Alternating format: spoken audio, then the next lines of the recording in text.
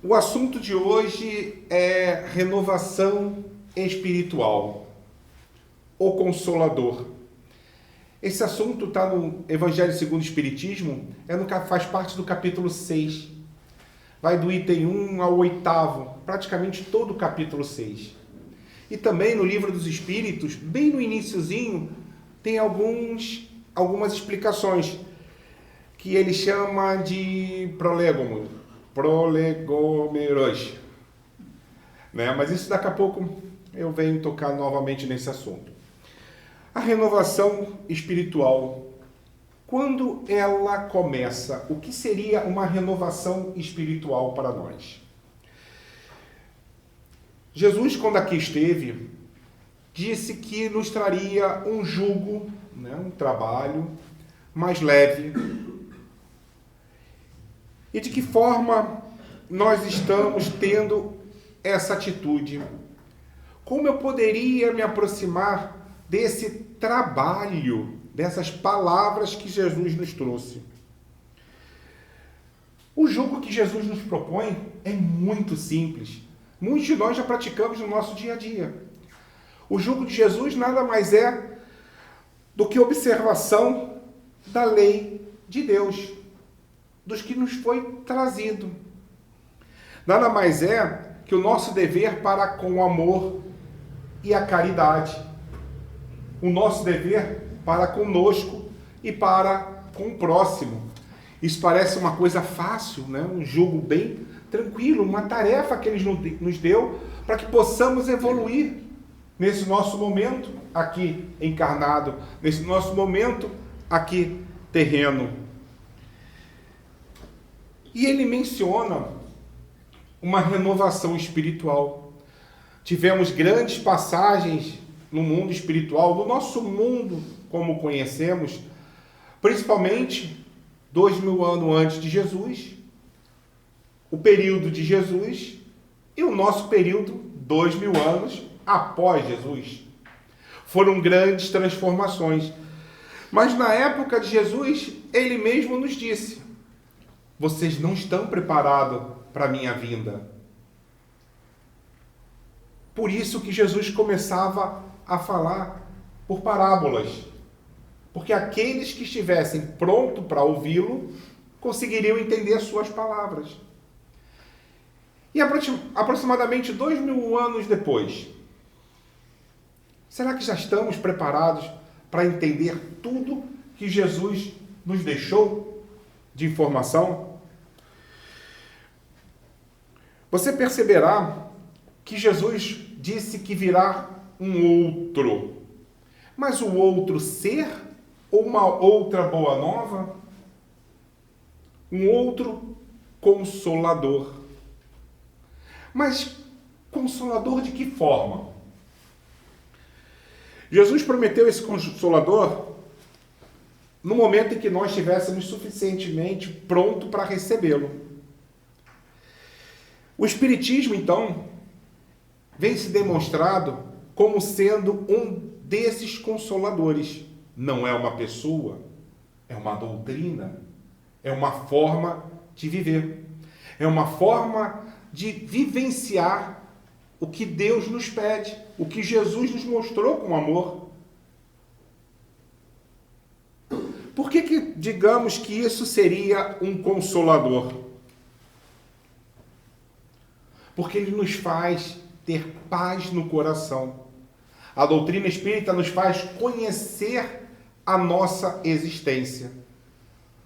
Quantos de nós acordamos um dia, ou durante o dia, refletimos: o que estamos fazendo aqui na Terra? O que estamos fazendo aqui nesse momento? Eu vim ao mundo para quê?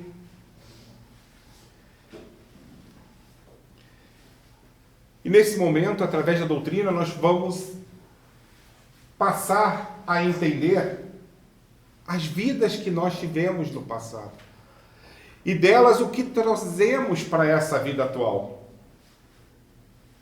O que podemos fazer para conseguirmos evoluir no nosso mundo terreno, para que possa ser aproveitado no nosso mundo espiritual. O homem sempre tem que compreender que nós não estamos aqui para sofrer. Nós estamos aqui para aprender, para errar, para nos frustrar, para sermos testados.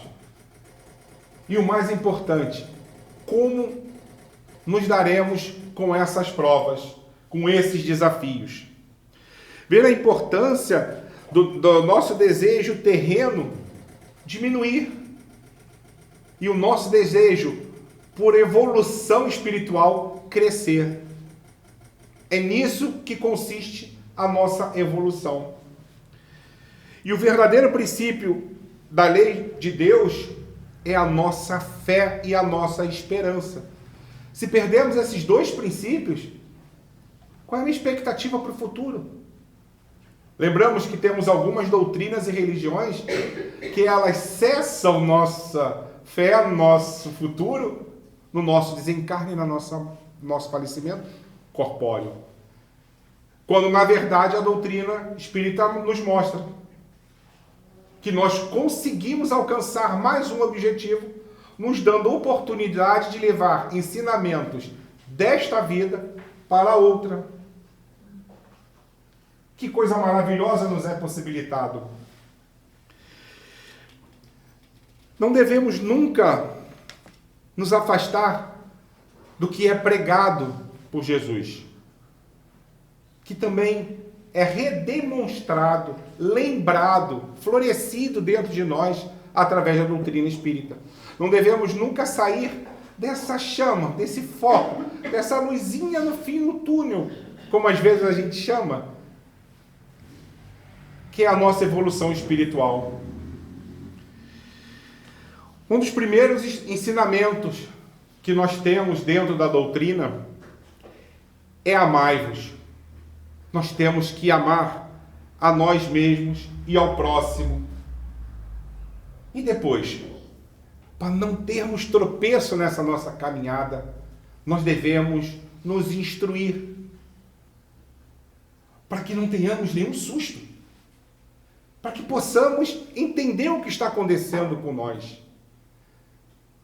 Muitos acham que é castigo. Não é castigo. É aprendizado e perdão que temos que ter. Os nossos fardos são simplesmente provas que pedimos em outras vidas. Só que aqui já julgamos eles pesados demais.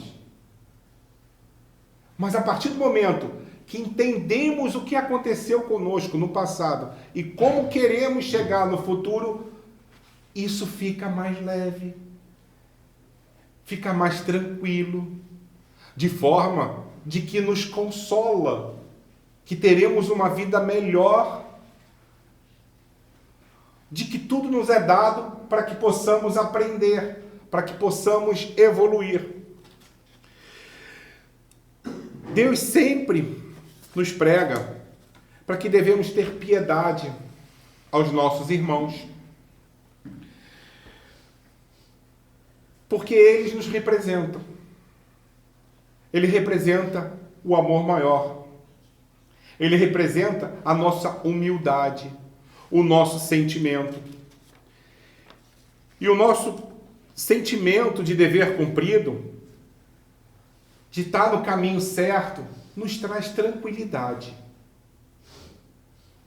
Muitas vezes, no final do dia, nós pensamos, cada atitude que poderíamos ter feito diferente. Os resultados seriam diferentes. Mas seria diferente no meu processo de evolução ou não? O coração sempre bate melhor quando a gente está com o coração leve. Não devemos nos culpar por não conseguir o nosso objetivo neste dia.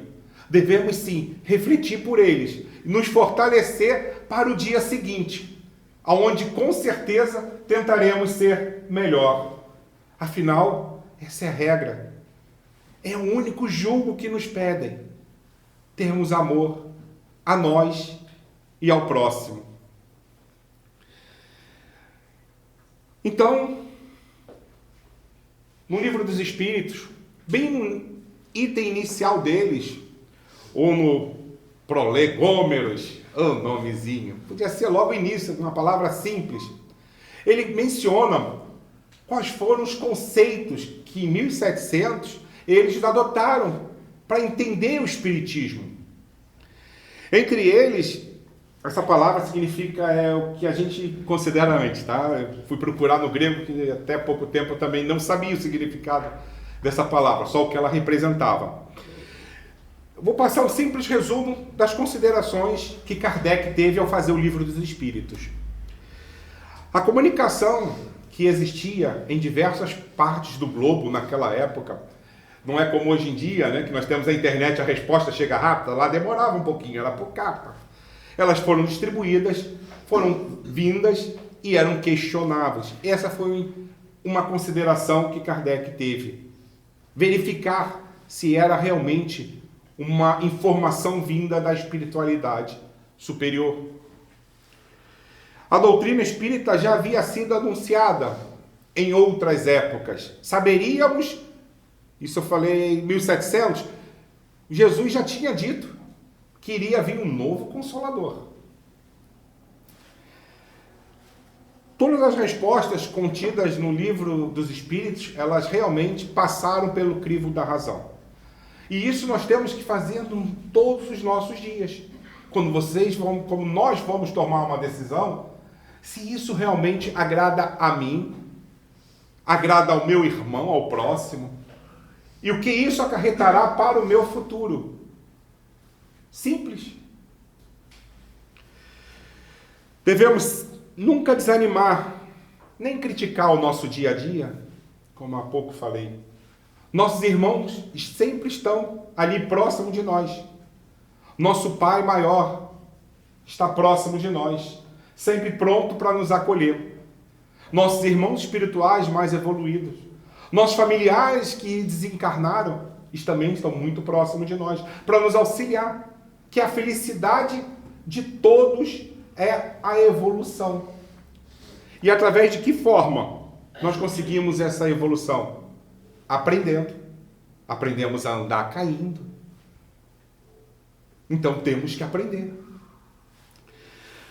Devemos então lembrar, o único impeditivo para nosso processo evolutivo aqui na Terra é o nosso orgulho de achar que já sabemos tudo, de não querer aprender, e de uma ambição de querer ser maior do que aqueles nossos irmãos.